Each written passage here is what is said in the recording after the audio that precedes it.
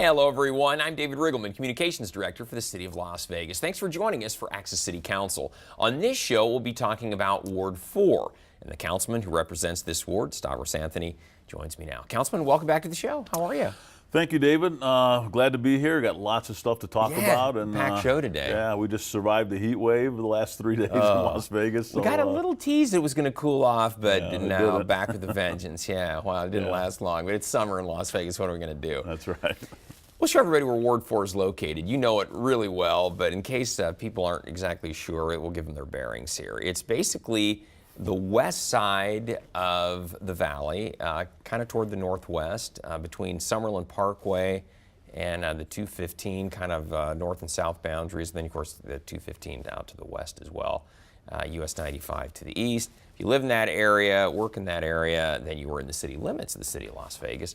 And as we always say, you're represented by Councilman Stavros Anthony. I'd like to start on a good note, happy note. New business opening, always a good thing. We had some rough recession years, but now things are definitely on the upswing. You recently tweeted out, presenting a proclamation to Chef Mike and Chef Laura and a packed house for the grand opening of my mother's house in Sun City, Summerlin. Hey, so it's a restaurant, I take it. Yeah, I mean, these are two wonderful people. They've been around Las Vegas for a long time, both the chefs, and yeah, they took a empty commercial piece right in the middle of Sun City, Summerlin, across from the golf course, and they renovated it, put quite a bit of money into it, and if you want some great Italian food, that's what I was going to ask you. What? This is the place to go. The meatballs are absolutely awesome. Spaghetti and meatballs. They have. The prices are great. The food is awesome. My mother's house. So if you drive into the middle of Sun City, Summerlin, it's sitting right there. But as you mentioned, David, the big deal is we have people opening up small businesses. We have these mom and pops they're investing their money. They're opening up businesses, providing services, putting people to work, and we weren't doing that 5 years ago. No, we sure weren't. We were watching the businesses close one after the next. Yeah. So congratulations to my mother's house and both the chefs for a grand opening, and I was glad to be there. They must have had 200 people packed into this little restaurant just for opening night. But if you're looking for a great place to go and support a small business, this is a great place right in the middle of Sun City, Summerlin. 9320 Sun City Boulevard, if you're trying to get your bearings of where it's located. But yeah, I love to see these places open. We're much better than what we'd seen during the recession, for sure. Councilman, I've got a little bit of a police theme here. People may not know that you're a retired Metro police officer, retired as a captain after 29 years, and you've still got your hand in law enforcement in a lot of ways, not just as councilman looking out for your ward, but you're also a member of CALEA, and you can remind us what that stands for again, but it's an accrediting agency. Very, very important one for departments that are trying to make sure that they're at the absolute best they can be. So you recently tweeted this out. You said, with fellow commissioners in front of the Rhode Island Capitol building attending Commission on Accreditation of Law Enforcement Conference. So tell us about CALEA. There you are in front of the CALEA sign. Tell us about CALEA again. Remind everyone what CALEA stands for and why this group is so important.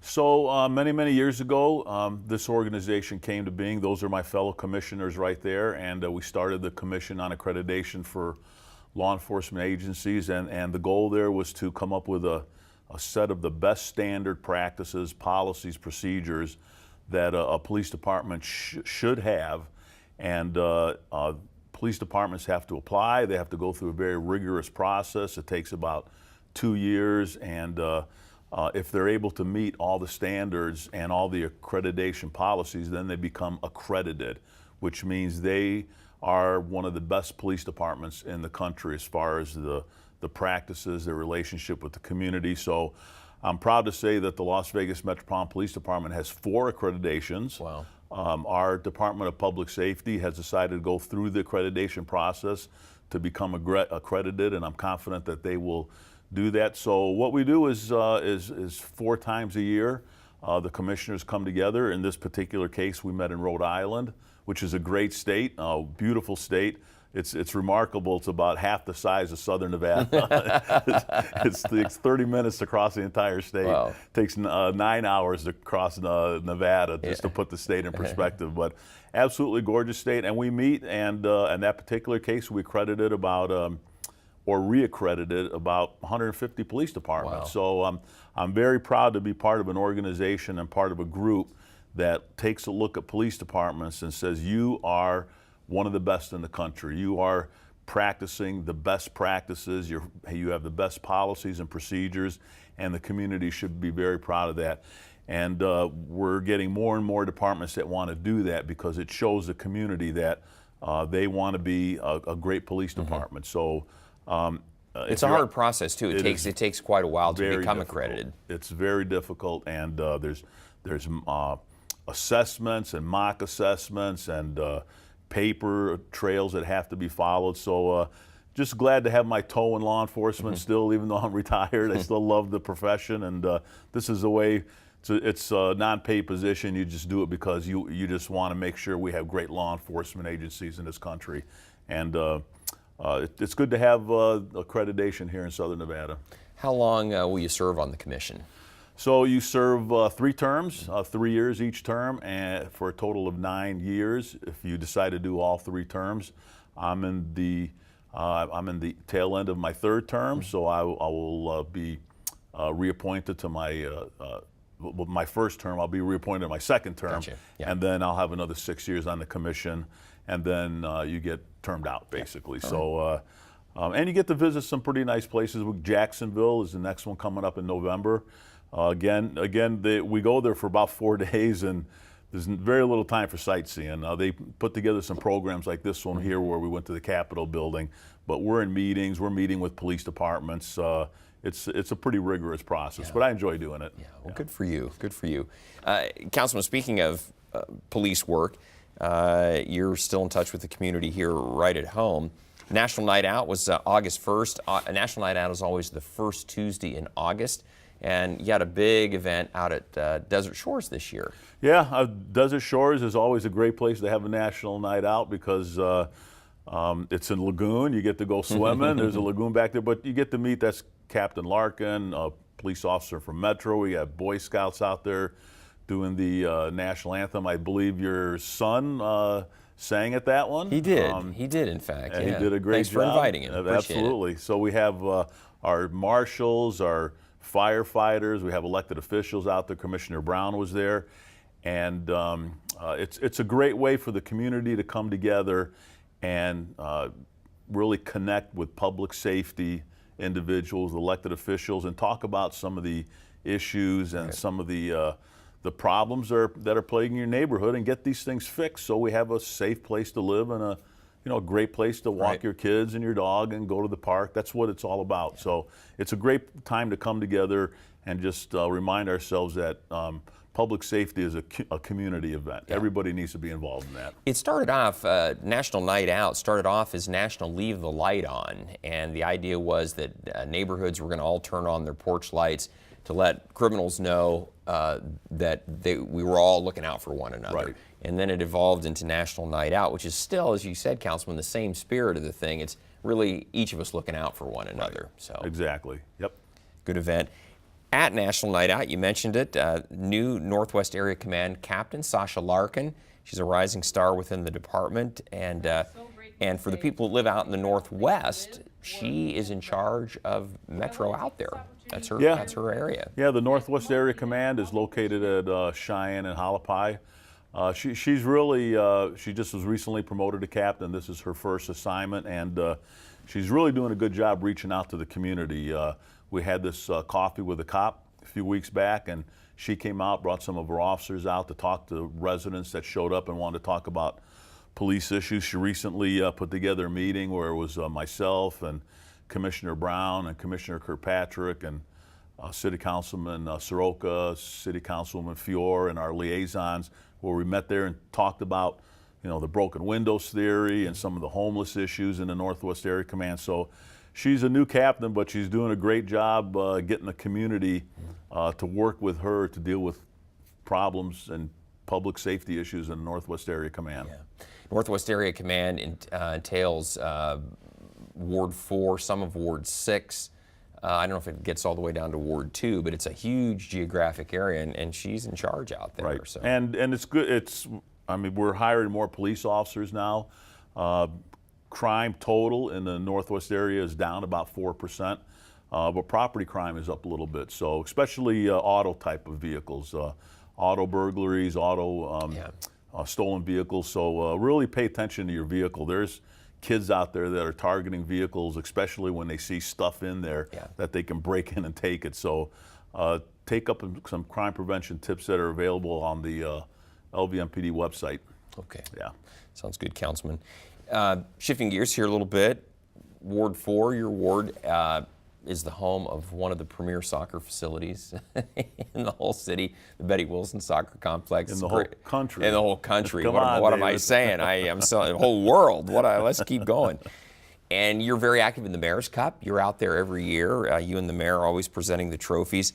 But this time, instead of going out there, you had the kids come to us. You tweeted out, recognizing a great group of teens, the Las Vegas Sports Academy boys 2003 Silver Team, for their national championship win in Indiana. So this LVSA team went all the way to this tournament, won the whole thing. You know, this is it's a great soccer team, city of Las Vegas, and this team, these group of kids were eligible to go to Westfield, Indiana. They competed against 160 teams, 4,000 players, and in the under 14 MPL division, they ended up winning that division. Wow. National champions for 2017, and they played 5 games, won all 5, and allowed just 2 goals. Wow, that's amazing. The entire time, and that's why they deserved a proclamation. And the way they funded this was through bake sales, garage sales, car washes. The parents were involved.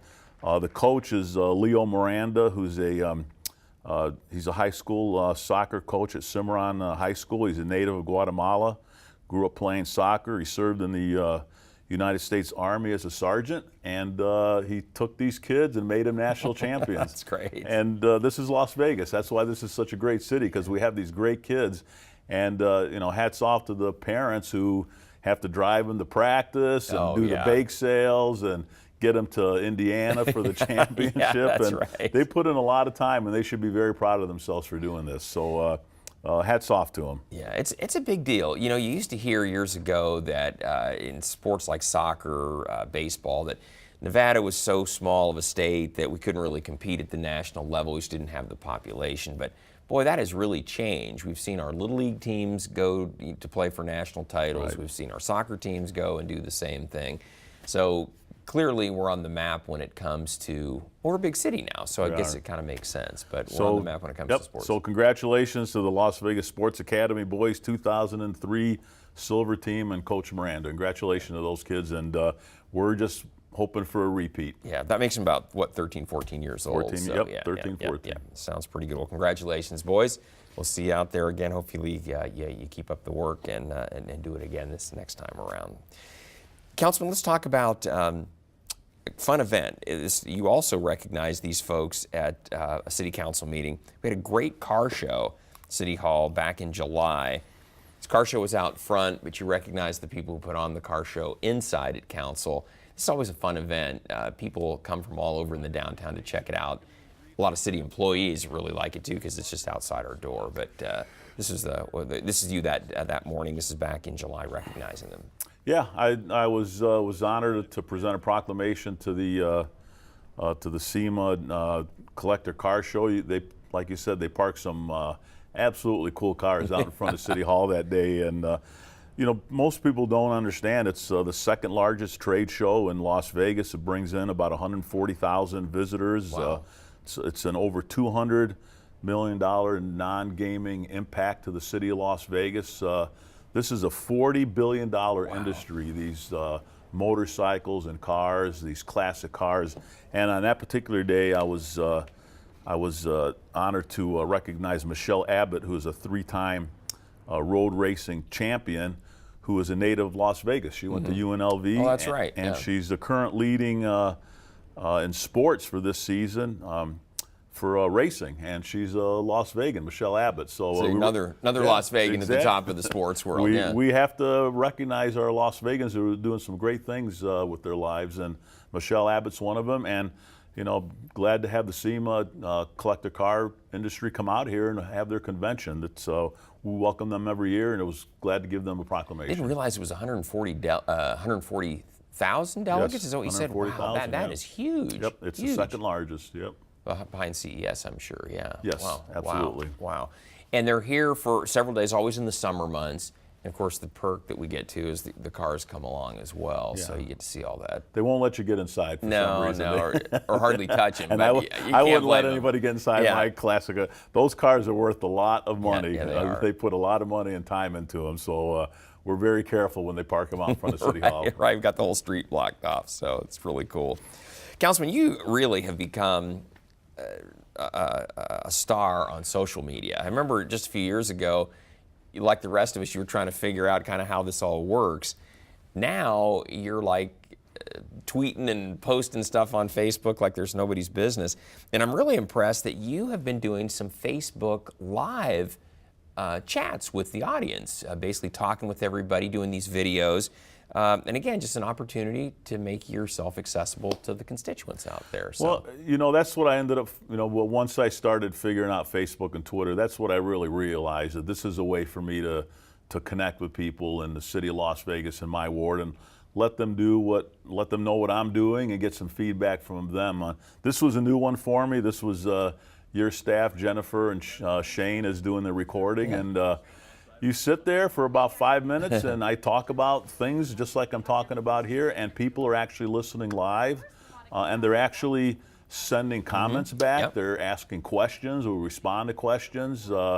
It's pretty amazing. And there's about 2,000 people that are watching, and we've only done 2 of them. This was the first one I did with Jennifer. We talked a little bit about the Greek Food Festival and some of the issues coming up. This was the second one I did, and it's a way for me to connect with people that I normally may not be able to connect to, and actually have a conversation on Facebook. I'm talking, they're asking questions, they're making comments. Shane is mentioning what's going on Facebook, and I plan on doing these as much as I can. And let's see, the next one, we did one August 22nd, and we'll do another one after that. Yeah, it's really cool. Yeah. The thing of it is, it's really interesting about it is that you don't have to watch live. You don't have to be watching. You can, obviously, which is great, but you can also watch it after the fact, which is pretty great too. So you can hear what the councilman was saying, what the questions were, and see the interaction that way as well. Right, so. But Jennifer actually posts beforehand, hey, this is the exact time we're going to do it. And people actually tune in. So, thank you for participating in that. And I just appreciate you listening to what I have to say as far as Las Vegas is concerned. And it's a way for me to get input from you on some of the things we should be doing better or stronger or in a different way. Yeah. You've always done that. You've always made yourself very accessible, whether it's Coffee with a Cop or whatever it might be. Now it's Facebook Live video. Well, really the most important part of this job is constituent services. People, there are services that people need from not only the city but county, federal, state, and I can be a conduit to get them that information. That's really what I enjoy doing. Yeah, good stuff, good stuff. Well, Councilman, you got a great facility out in your ward, the Durango Hills Community Center, owned by the city, operated by the YMCA. You had some great events out there. You had your Summer Splash, your Y Splash, took place on July 21st. It's a great event. That was a good time to cool off because July 21st was hot. It was. And this is the facility. If you've never been out there, it is beautiful. Take a look. There it is. It is. And on this particular day, the Y was doing free swimming lessons for the kids. Also, they opened up the pool to everybody to go swimming. Like you said, it was very hot that day. And take a look at it. The Y at Gowan and Cheyenne is a great place to put your kids. Not only during the summer, but when now that school's around, they have some great after-school activities. When your kids go to school, great place for the parents to go and work out. They have a great gym there. So it's very accessible. It's very inexpensive. It's right in the middle of Ward 4, but everybody's invited to go check it out. So it was a way for people to go there and see what this facility was all about. But the Y at Gowan and Cheyenne, you're right, it's a first-class facility, and the people that work there are absolutely awesome. Yeah, take care of everybody. That was on July 21st was the Summer Splash, but then on August 11th out at Durango Hills, you had your back-to-school fair.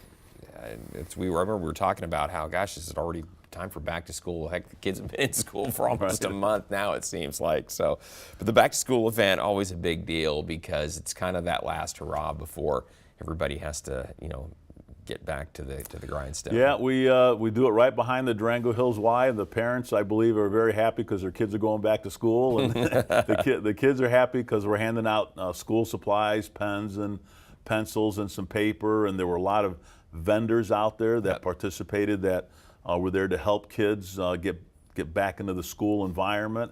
And once all that was done and getting the school stuff out of the way, we ended up showing a movie, and a lot of people stuck around because it was actually a very nice night when the sun went down, and we ended up watching Finding Dory, and it was a great night. People came out, they got to talk to each other, get school supplies, talk to vendors, see a movie, and then they went home tired. Yeah, that's a good night. That's a good night. And did we mention that's always free? Everything was free out there. That's nice. That's nice. Well, Councilman, you didn't stop there in helping get everybody ready for back to school. You tweeted this out. You said, delivered lots of backpacks to the schools in my ward today.